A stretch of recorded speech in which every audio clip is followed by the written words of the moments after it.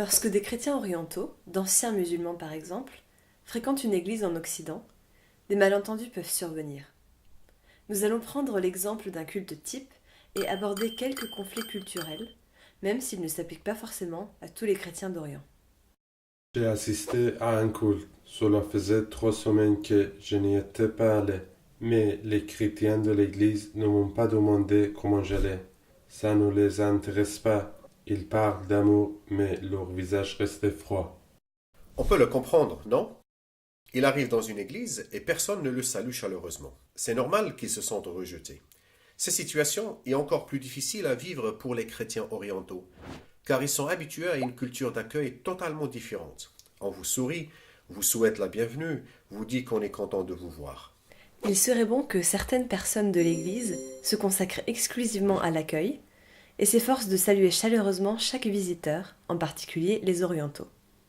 Bien sûr, les femmes doivent veiller à ne pas être trop chaleureuses lorsqu'elles saluent les hommes.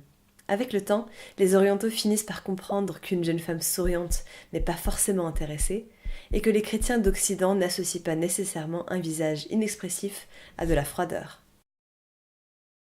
Généralement, la relation et l'interaction avec les autres est bien plus importante pour un oriental que le bon déroulement d'un événement. Il est toujours beaucoup trop en retard au culte, et ça nous dérange. La ponctualité est très importante pour les chrétiens en Occident.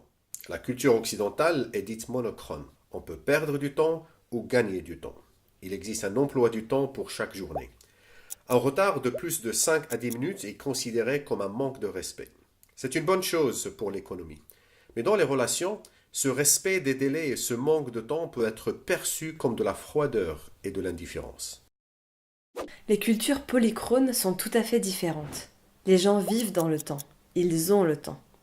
Les tâches sont accomplies par ordre d'importance. Bien sûr, il faudra s'habituer à la ponctualité auprès de l'administration et de son employeur. Mais l'Église est souvent associée à un lieu de refuge où l'on se sent chez soi. Beaucoup souhaitent ne pas être soumis aux mêmes contraintes à l'Église qu'au travail. Regarde, comment sont habillées ces femmes. C'est ça, l'église? C'est un lieu de tentation.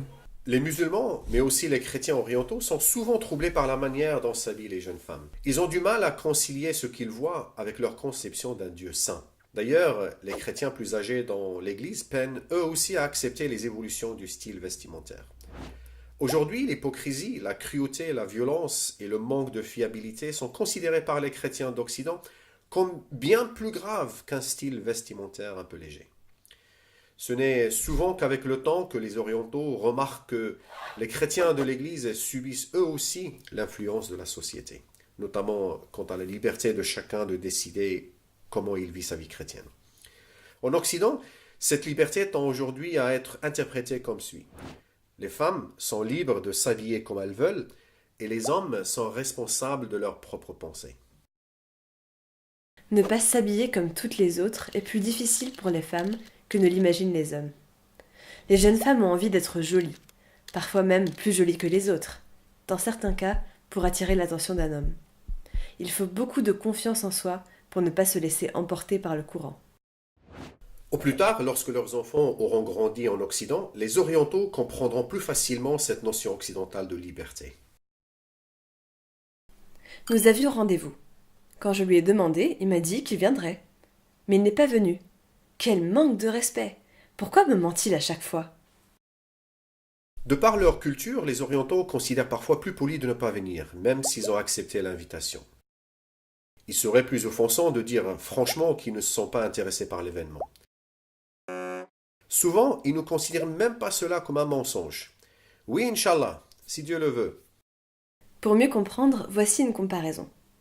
En Occident, un homme ne dirait généralement pas à sa femme Chérie, tu as pris du poids. même si c'est peut-être vrai. Il ne veut pas l'offenser, mais garder une bonne relation avec elle. Si quelqu'un se vexe en France, cela reste généralement inoffensif. En Orient, en revanche, une offense peut avoir des conséquences dramatiques.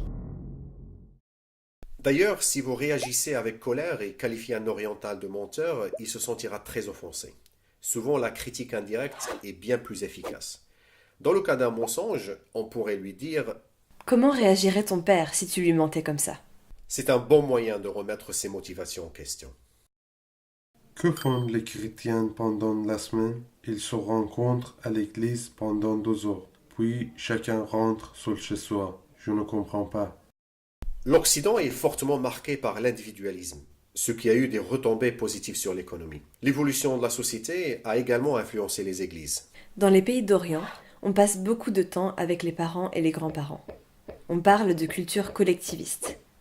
Le bien du groupe est beaucoup plus important que la sphère privée de l'individu, par exemple. De nombreux chrétiens issus de cultures collectivistes sont venus sans leur famille et espèrent nouer de nouvelles amitiés. Mais souvent, les chrétiens occidentaux n'ont pas le temps parce qu'ils ont d'autres priorités. Leur départ rapide après le culte peut être déconcertant pour un oriental. Les orientaux, quant à eux, connaissent souvent très peu la situation personnelle des individus dans l'Église.